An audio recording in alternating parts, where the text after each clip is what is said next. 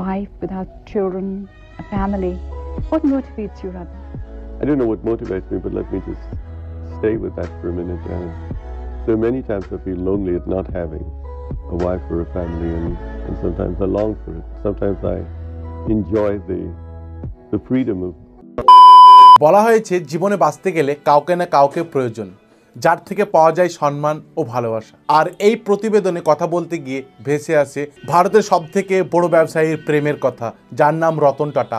এই রতন টাটা নামটি শোনা মাত্র আমাদের কোনো পরিচয়পত্র লাগে না যে এই রতন টাটা কে বা কি করে। টাটা গ্রুপের এই প্রাক্তন চেয়ারম্যান রতন টাটা গোটা বিশ্বের কাছে তার ব্যক্তিত্বের জন্য পরিচয় পায়। আর তিনি ব্যবসার দিক দিয়ে সকল সাফল্যই অর্জন করেছেন, যেগুলি এক প্রকার অন্যান্য ব্যবসায়ীদের স্বপ্ন হয়ে দাঁড়ায়। রতন টাটা যখন 1991 সালে টাটা গ্রুপের চেয়ারম্যান হিসাবে নিযুক্ত হন, যার কিছুদিনের মধ্যেই টাটা গ্রুপ কোম্পানির রাজস্ব প্রায় 40% বাড়িয়ে দিয়েছিল। রতন টাটা প্রতি বছর হাজার হাজার কোটি টাকা ট্যাক্স দেন এবং সাথে ভারতের সেই সমস্ত সকল সংস্থাগুলিকে প্রচুর পরিমাণে অর্থ দান করেন, যারা সব সময় সর্বদা মানুষের পাশে দাঁড়াতে রাজি। রতন টাটার শিক্ষা ও কর্মজীবনের পর থেকে টাটা কোম্পানির চেয়ারম্যান হওয়াটা প্রতিটা মানুষের কাছে এক প্রকার অনুপ্রেরণা হয়ে দাঁড়িয়েছে। তবে তার জীবনে সবথেকে বড় বিষয় হচ্ছে রতন টাটার বিয়ে।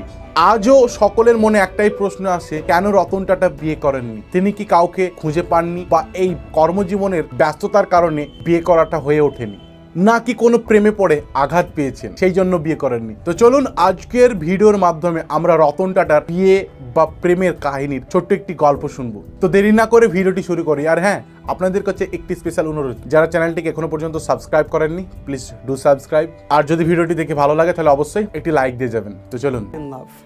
Oh, yeah. How many times? Seriously, 4 times. Can you tell us anything about that?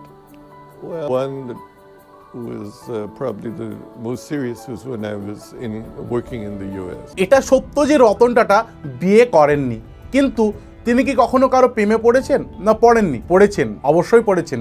আর একবার নয়, তিনি 4 বার প্রেমে পড়েছেন, কিন্তু একবারও বিয়ের পিঁড়িতে বসা সম্ভব হয়নি। রতন টাটা যখন বিদেশে পড়াশোনা করার জন্য যান এবং বিদেশ থেকে ফিরে এসে টাটা কোম্পানিতে চেয়ারম্যান হিসাবে নিযুক্ত হওয়ার সময় তিনি প্রেমে পড়েছিলেন। তিনি একজন ভারতীয় চলচ্চিত্র অভিনেত্রীর প্রেমে পড়েছিলেন, যার নাম সিমি সেরগাল। এই সিমি সেরগাল একজন ভারতীয় চলচ্চিত্র অভিনেত্রী, যার জন্ম হয় 17 অক্টোবর 1940 সালে গেরওয়াল পরিবারে। তার পিতার নাম JS গেরওয়াল। তিনি ছিলেন একজন ব্রিটিশ ভারতীয় সেনাবাহিনীর একজন কর্মকর্তা। তো সেই সূত্রে অনেকদিন ইংল্যান্ডে ছিলেন, তাই তিনি ইংরেজি ভাষায় কথা বলার ক্ষেত্রে বিশেষ পারদর্শী হওয়ার জন্য 1962 সালে হিন্দি চলচ্চিত্রের অভিনেতা ফিরোজ খানের বিপরীতে টার্জেন গোজ টু ইন্ডিয়া নামক চলচ্চিত্রে অভিনয় করেছেন। এই সিমি গেরওয়ালের সাথেই নাকি রতন টাটা প্রথমবার প্রেমে পড়েছিলেন এবং তারা দীর্ঘদিন ধরে একে অপরকে ডেটও করেছেন, কিন্তু বিয়ের পিঁড়িতে বসা সম্ভব হয়নি। আর এই বিষয়টি জানিয়েছেন সিমি সেরগাল নিজেই। সিমি সেরগাল জানিয়েছেন যে তার সঙ্গে রতন টাটার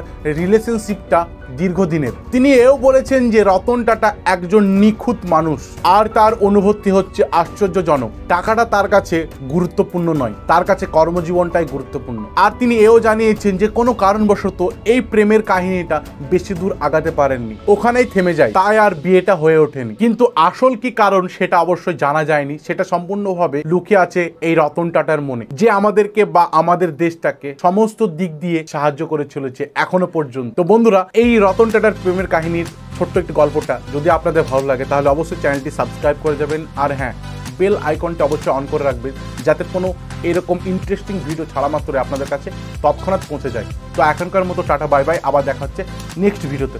জয় হিন্দ।